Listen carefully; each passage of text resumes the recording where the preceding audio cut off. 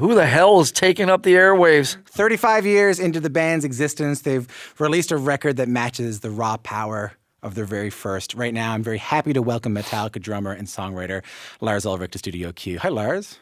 Thank you for having me. Hey. Pleasure to have you here, man.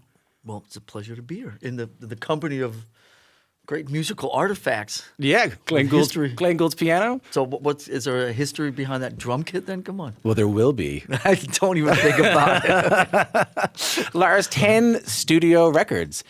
Most bands get excited when they release their first record because they got to put out a record. When they release their second, they're excited that they got to release a second, that anyone wanted them to release a second. 10 studio records as Metallica. What does surviving 10 studio albums as Metallica mean to you? Wow. Well, 35 years in, the fact that anybody still cares, the fact that people still show up, the fact that I get invited to places with studios with musical artifacts is awesome. So it's, 35 years later, it means a lot. I mean, I'd say that it actually means more than it used to because nowadays we have our eyes are wide open and we sort of take all the good energy and the good vibes in. And the fact that, I said this to my dad the other day at Thanksgiving. I said, I'm about 5 years older now than you were when I thought you were old. Yeah. And I remember, when my dad was in the late 40s, I was like, man, my dad's getting pretty old. Yeah. I'm 5 years older than that now. And the fact that we're still making records, the fact that we're still playing shows, big or small, that anybody shows up at, and the fact that people still care, and like you said, there's lots of good buzz around this record. So it's a pretty awesome thing. Who would have thought that I'd be sitting here talking to you in my early 50s and all that was still going on. So it's a great time to be alive, even though the world is obviously slightly spinning out of control. But so we're thankful and appreciative of all that. So when you were making those first records, when you were making, say, Kill 'Em All, were you in any way thinking that this might be something you do for the rest of your life? This would be a career move that you would be 50? Was that a hope? When I think back on those years, looking into the future was just not something that was part of. It wasn't on the radar. You were just so preoccupied with everything that was just in front of you at that time. Yeah. I don't remember ever sitting and thinking about, what's coming or, obviously when you're 18, 20 years old, I guess it was 19 when we made Kill 'Em All, you never think about mortality. You never think about any of that stuff. You're just so in the moment thinking about, where's the next beer, all that kind of stuff. And so at that time, we were just, the fact that we got out of California was like a major achievement. We formed the band in Southern California and then quickly moved up to Northern California where we felt there was much more of a sort of receptive atmosphere to the type of stuff that we were doing. And then within another 6 months, we got invited out to the East Coast. It was like, it went really quick, and we were out on the East Coast making a record, and we started touring in the summer of '83 all across America. I was 19 years old, and it went so quick that we never slowed down long enough to think. I've heard you say that because you played the Soviet Union in '91. Yes, when it was still the Soviet Union. When it was still the Soviet Union, but right during the kind of cracks in the Soviet Union. Well, yeah, the show was actually part of a so as the wall came down and a lot of the Eastern European Iron Curtain thing was crumbling and all that. And then by the time the unrest or the standing up to the government and so on reached the Soviet Union in the summer of '91, and the students were protesting, there was a deal that was cut with the students that I don't know the details of it, but basically in return for something the students were giving up, they would get a rock concert. Right. So Metallica and AC/DC and the Black Crowes came to Moscow. And this is still when, the Soviet Union was, quote Ronald Reagan, the evil empire. And it was crazy. We were there at the height of all that. Even though obviously it was sort of starting to tremble a little bit. But it was like, wow, we're like in Moscow, and we were there for a couple, 2-3 days, and it was otherworldly. Yeah. Now when you go there, there's as many Starbucks on every corner as there is, Yeah. just down on the street here outside in Toronto. But back then, I mean, it was like you were on another planet, and we played a show with AC/DC, and I was doing an interview earlier with somebody who said there was 1.6 million people there. I don't know if it was quite that many. It was a lot of people. A lot of people, There yeah, was yeah, somewhere, yeah. maybe it was 500,000, maybe it was 1 million. Who's counting? It looks like a lot of people when you watch the Yes. video. Yeah. It was really cool. It was really cool. And 35 years into your band, a lot of bands that have been around that long, well, they might either start slowing their music down, might start doing a few more lounge sets, might start doing a few more acoustic numbers, might start just doing the greatest hits tours. Not only have you not done that, but you've made what I think is your heaviest record in a really long time, what is a double record, like 80 minutes long. At this 35 years in, where's that power still coming from? From eating my Wheaties every day.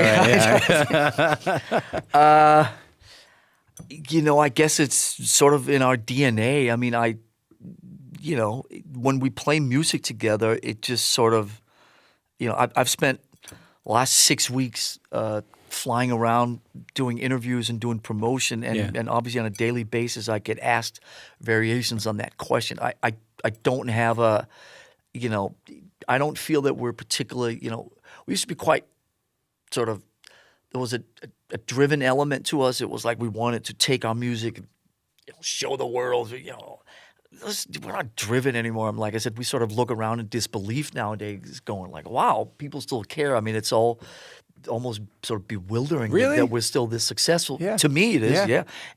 But when people say, like, where does it come from? I mean, it's not like we sit down around a table like this and go, Put your hands in the middle of now we got to make another record. And 18 months from now, I'm going to be up at CBC talking, doing an interview, and I'm going to shove it right back in his face and go, you know what? We just want to prove to the world and all this type of stuff. Yeah.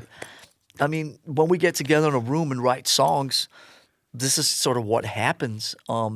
This record certainly, maybe on the last record, on Death Magnetic, there was a little bit more of a mission statement. Rick Rubin came in, and there was a lot of talks, and we sort of thought things through, and he encouraged us to do some different things. But this record, literally, we just started. James and I started writing songs, and then Greg Fiddleman showed up 6 months into that songwriting process and started tweaking some of the songs, and then we recorded. But there was no, like, what are we doing? Or, let's get back to the roots or any of that stuff. But what does that give you? I mean, a lot of bands go in, especially like after they made a few records, they have an idea of what they want to do when they go into the studio. What does that mean when you go into a studio without a mission statement? Does it feel more freeing? Does it feel different? Does the music that comes out of it, is it different when you don't have Rick Rubin in there saying, here's the reason we're going to make this record?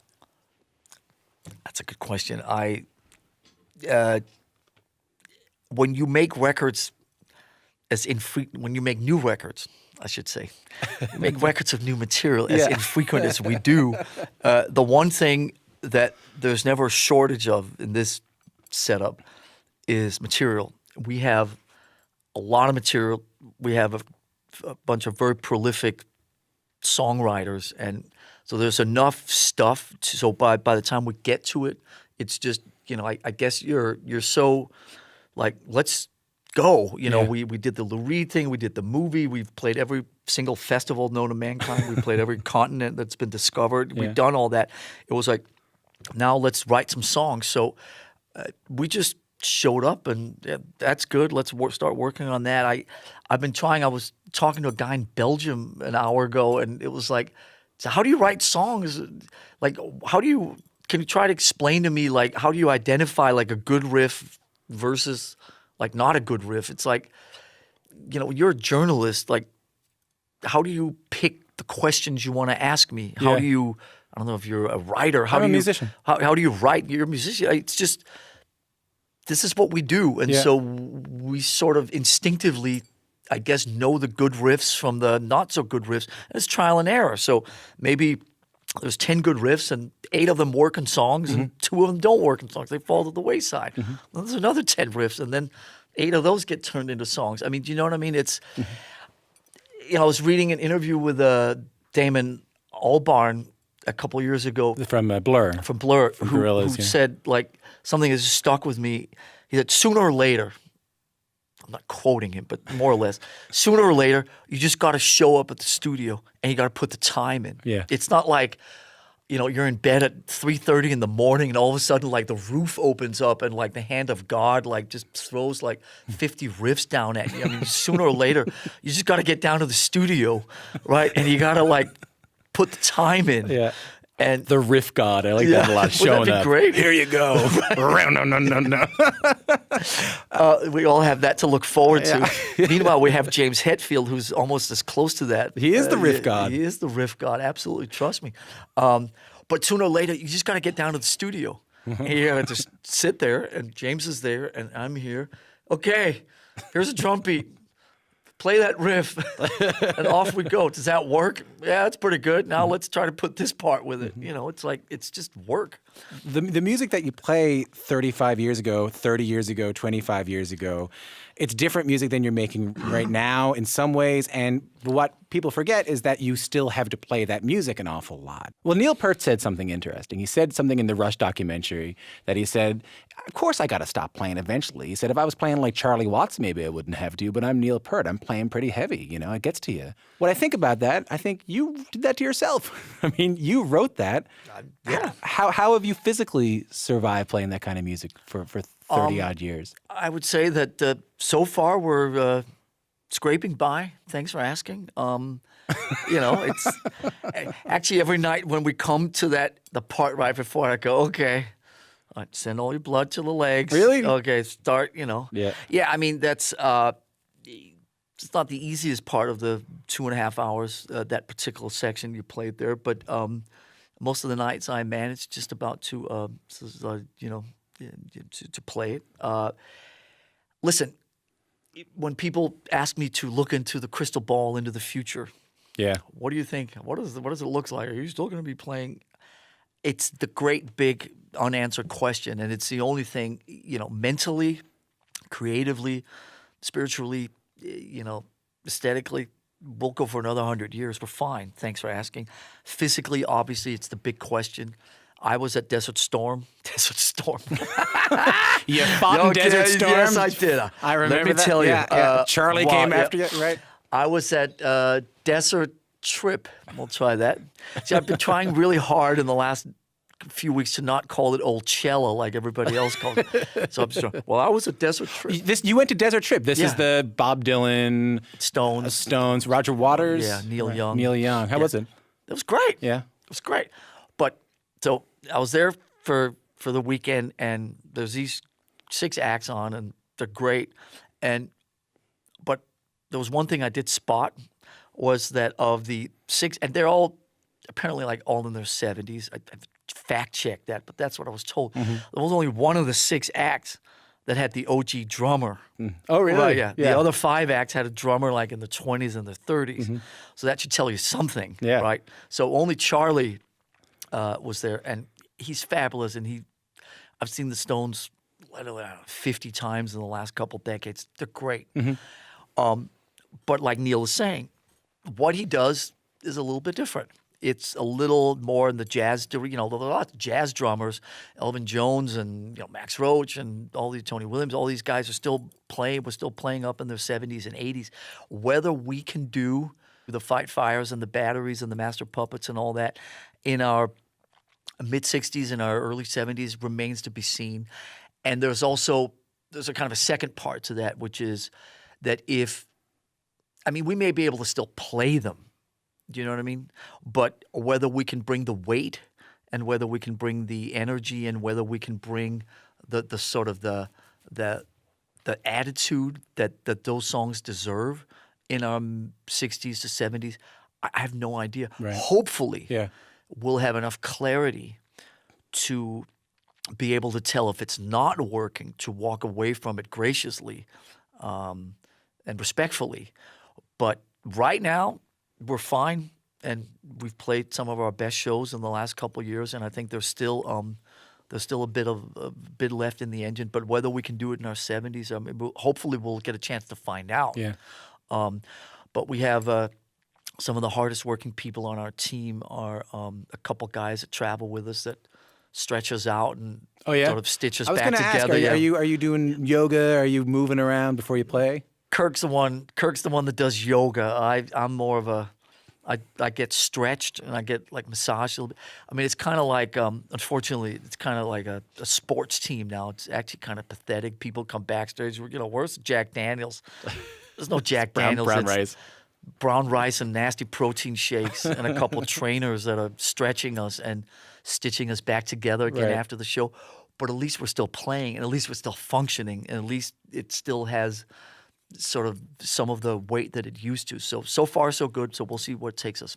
I don't want to read into lyrics too much, but in the first single, the title track from Hardwired to Self-Destruct, James sings, and I gotta do this in the public radio appropriate language. So would you like me to beep you? I could beep you. I'm gonna try. If you say I can beep you, try it. Want to beat me? Yeah. We're so beep. We are beep out of luck. Yeah. Hardwired to Self-Destruct. You say the last one. Yeah. We made it. Yeah. Tell me a little bit about that song. I'm interested to hear that song. I'm interested to hear where that song came from. Unfortunately, as much as I would tell you that it's the soundtrack to the crazy political times that we're living in, and maybe I should say that, but it really isn't, or at least it wasn't given birth to in that sense. We finished the record in May, and I took the record home over the weekend, and I thought we didn't have an opening song. So we came back on Monday, and basically, long story short, we wrote an opening song really briefly. Let's keep it short and sweet and to the point. Yeah, classic Metallica in some ways. We wrote and recorded that track in like 3 or 4 days, like Monday through Thursday of the following week. Now we have an opening song. And then James had this thing about how, it's sort of somewhat inherent in most people who, do want to do good or do better or whatever. But what if we're sort of hardwired that, that the choices that we made are sort of, they're wired within us. It's part of our DNA to beep up, to screw up, instead of to do the right things. Do you know what I mean? Yeah. And literally, it was like, that sounds great. Done. And we wrote and recorded it, like I said, in less than a week. Then when it came out in August, that's the first track, all of a sudden people started associating it with the crazy ways that the planet's spinning out of its axle right now. And I think that, for me, it's important that Metallica music, there's no right or wrong way to listen to Metallica music. There's no right or wrong way to listen to any music or interpret anything creatively or artistically. So if that's what people make of this song, I'm not going to sit here and tell them that they shouldn't do that. But it certainly wasn't given birth to as now we're going to write an anthem for the fall of 2016. Right. But I think the great thing about James's lyrics is how ambiguous they are most of the time and how people can take almost any of the lyrics and work them into something that fits their vision of the world or their vision of their own set of issues or problems or their day-to-day or whatever. And I think the best art really is has that kind of ambiguity to it. So if that's what people want to do with this, then I'm very happy that people won't do anything with our music at this point. If you're just tuning in and you're wondering who I'm talking to, who the hell is taking up the airwaves? I'm talking to the drummer and co-songwriter of Metallica, Lars Ulrich. It was funny we're talking about James's lyrics because Hardwired to Self-Destruct, I mean, it could describe another set of lyrics in the band. I heard that Kirk Hammett, the lead guitarist in the band, he had a bunch of ideas for songs on his phone, and he lost all the ideas. That must have been devastating. That's what I've been told, yes. Yeah, that is one of the stories that accompany this cycle, yes. You sounded a little skeptical. No, listen, Kirk, I believe, lost his phone. I was with him. We were somewhere. We were doing a photo session, and he also lost I don't know if it was the same phone or different phone. So boys and girls, just don't put any, cool musical ideas on your phone, comma, without backing them up at least. Okay, seriously. I mean, didn't we get that part in like tech school somewhere? Yeah. Always back up your unique ideas. But he did lose his phone, yes, and he sat most of the writing sessions for this album out. The story of Metallica by now is well documented. More documented than most bands. Even though you survived Kirk losing his song ideas, really the band, if you go back, if you look in the history of the band, you guys have survived a lot of things. I mean, you and Kirk and James had to survive the death of Cliff Burton, the first bass player. I mean, that could easily break a band. You're this far out now from the death of your pioneering member. When you look back now with that distance, I mean, how close were you guys to not surviving that? When I look back to that time in '86, continuing never felt like it wasn't. Never felt like it was not continuing. Never felt like it was an option.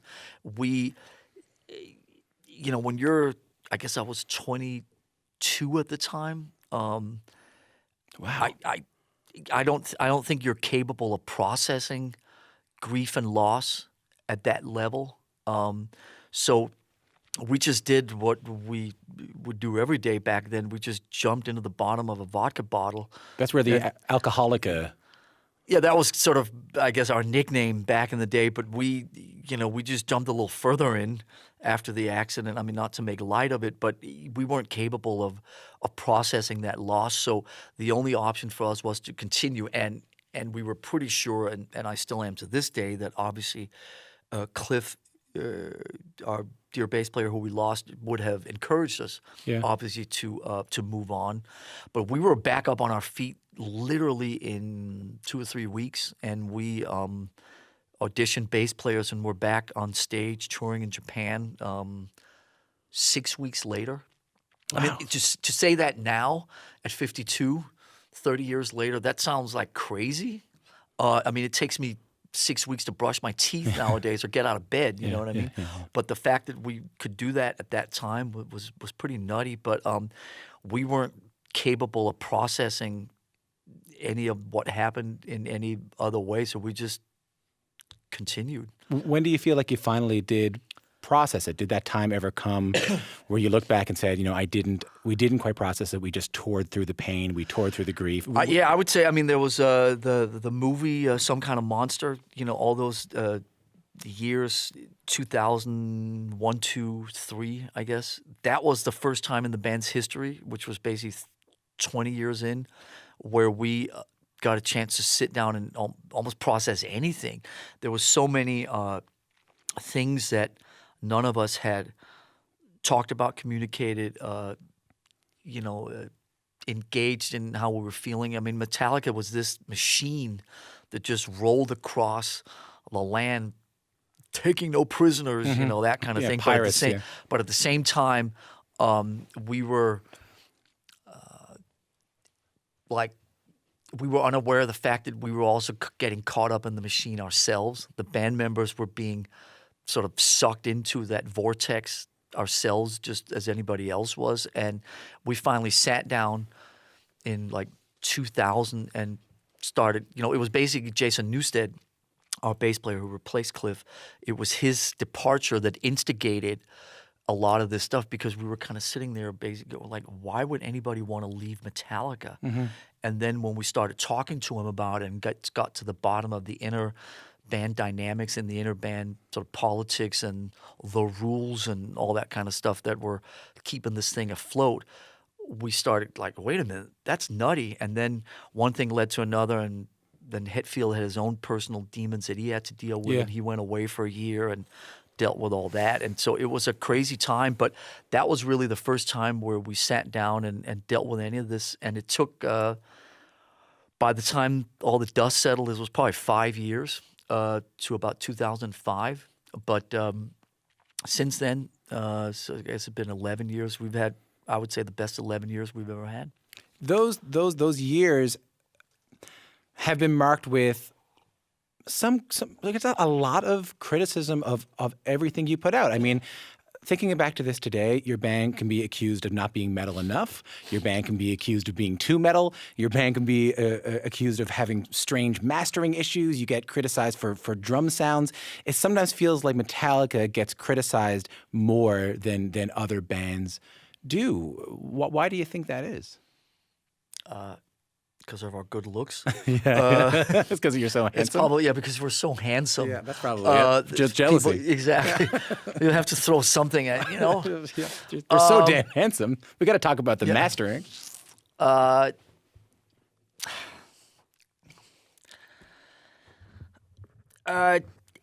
goes back to on Ride the Lightning in 1984 when people got to track 4 of Ride the Lightning. Is that an acoustic guitar? Yeah. Is that acoustic guitar I hear in the distance? And people literally within the metal community lost their lunch. I mean, it was like we had somehow turned our back. We had somehow crossed some boundary. There was an acoustic guitar on a Metallica record. We had just basically given the middle finger to the whole metal world. And it's been a very strange thing because I think we've just refused from the left, from the right, from any place, from the metal world, from the pop world, we've just refused to conform. And we've always looked at ourselves as outsiders, and we've never really felt like we belong to any particular one thing, even to the hard rock and metal world. We've always been kind of at odds with a lot of the status quo in that, and the sort of conservative dynamics that sort of, you should put the same record out, and you should look a certain way, and you should act a certain way, and that never mattered to you. You should have these degrading views about women or about it's all that type of stuff. We've just never wanted to be the kind of misogynistic heavy metal cliche bands with swords and sorcerers and women in bikinis and all that type of stuff. It's just never been who we were. So we've always been at odds with most people around us because we've just always considered ourselves to be fiercely autonomous and fiercely independent. And it's kind of, I guess, who we are, just a couple of disenfranchised misfits still trying to figure it all out 35 years later. But that being fiercely autonomous has gotten you into trouble. I know that I hate to bring it up, but I want to bring it up in a different way. I mean, you were very vocal about Napster, about file sharing when Napster first came out. It was pitted in the media. That rings a bell. It's I believe Napster. It's a card game. Oh, yeah. Napster. Yeah. It's a sleep app. Gotcha. Well, depending on what music you were playing. Oh my lord! Ding. You were against Napster. There was put in the media it was Metallica versus Napster. But now we live in a time where you can stream any song, pretty much any album for free on your phone for a $10 a month subscription. Do you feel like you may have been a bit of a canary in a coal mine in this? Do you feel like you may have seen this coming? Well, I mean, the issue wasn't about streaming. The issue wasn't about the internet. The issue wasn't about downloading. The issue wasn't about file sharing. The issue was whose choice is it? Ownership. So right. So if I write a song, or you and me write a song, right? You and I we write a song together, right? Now we want to give it to the world for free. Whose choice should that be? I mean, the obvious answer would be that it should be mine and yours choice. Mm-hmm. But that choice was taken away from us by a third party called Napster. So when that showed up on the radar, it was like, oh, wait a minute, something's wrong with this picture. Let's go after these guys. That felt like a street fight. And then what they did was they turned it around and made it between us and our fans, or we're taking that away from. So they turned the whole issue on its head. Metallica, these greedy rocks. We're not greedy rock stars. We're just we like to control what we do, and we want to give our music away for free. We'll give it away for free, but that should be our choice. Right. And so 15, 16 years later, I mean, nothing's changed.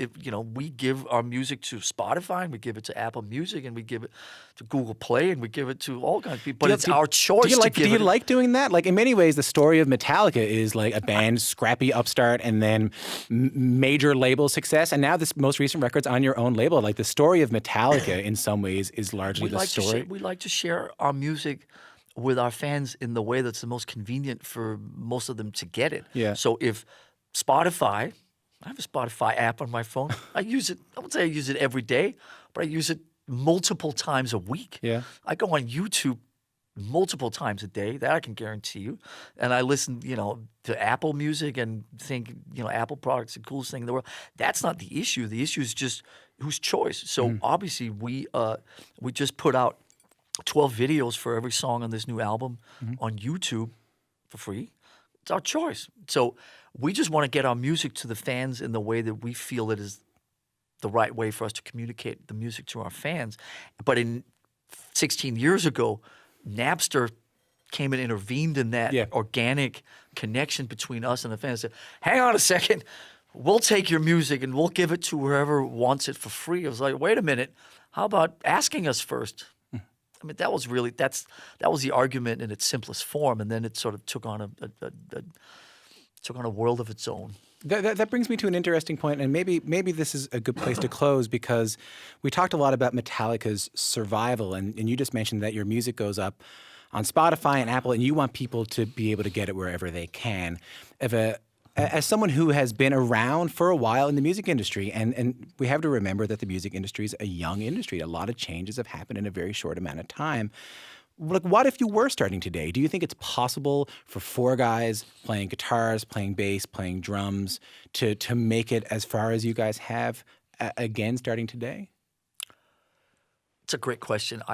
It's very difficult. It's very difficult to answer that because it's a different, the role of the rock band, the collective. I went to see a movie a couple of weeks ago called American Honey. Yeah.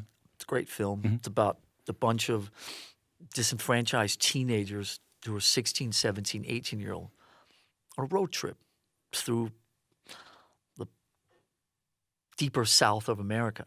And they're driving along, and basically all the scenes in the car are set to rap music. That's what they're listening to. They're listening to sort of like rap, R&B, what's popular today. A lot of great stuff, a lot of really cool, a lot of extremely talented people.